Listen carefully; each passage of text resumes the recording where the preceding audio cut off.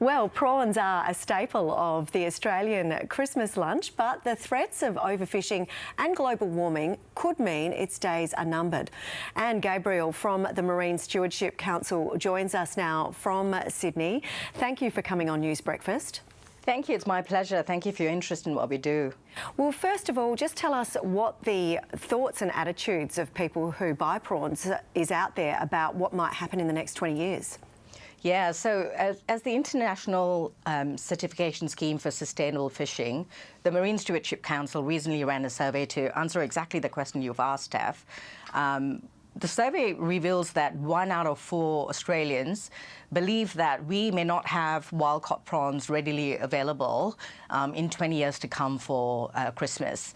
Some of the reasons they cite is overfishing, pollution, climate change. I mean, these obviously are issues that require collective effort. Ultimately, I guess, whether we have wild-caught prawns in 20 years to come for Christmas really depends on the choices that we make today.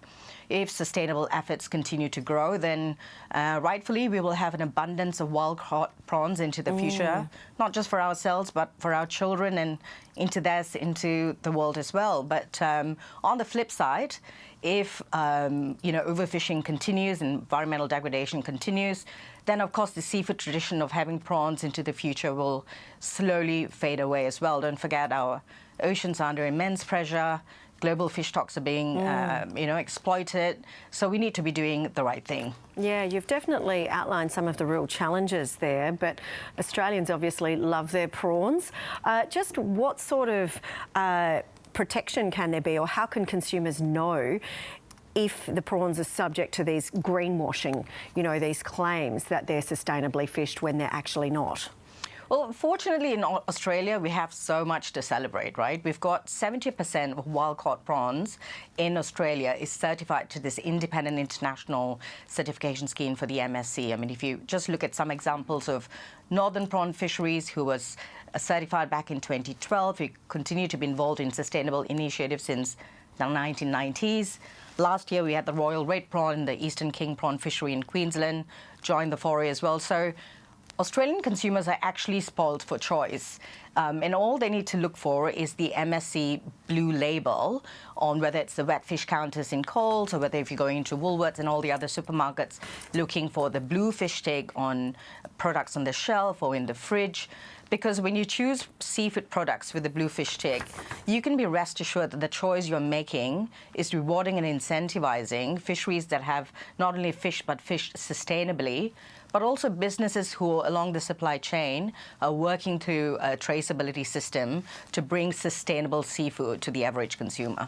And you were mentioning some of the concerns about overfishing generally, but what are some of the ways, and also climate change of course, but what are some of the ways that the industry is trying to address some of these issues and really get ahead of the curve on it? Rest assured that in Australia, the regulatory framework for fishing is it's one of the most rigorous and most strict in the world. And you top that up with the requirements that MSC as a fisheries program has for some of these fisheries to be complying with. They are doing extremely well. Like I said, 70% of wild-caught prawns is MSC certified.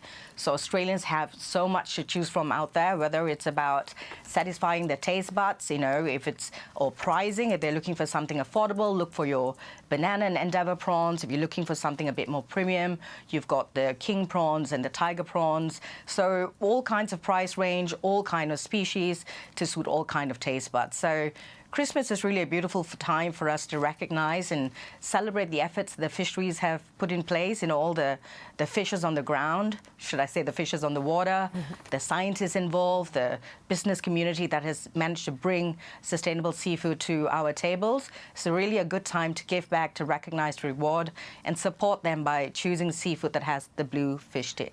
Yeah, definitely. It's good advice for consumers out there. Anne Gabriel from the Marine Stewardship Council, we really appreciate your time on News Breakfast. Thank you so much for your support and interest.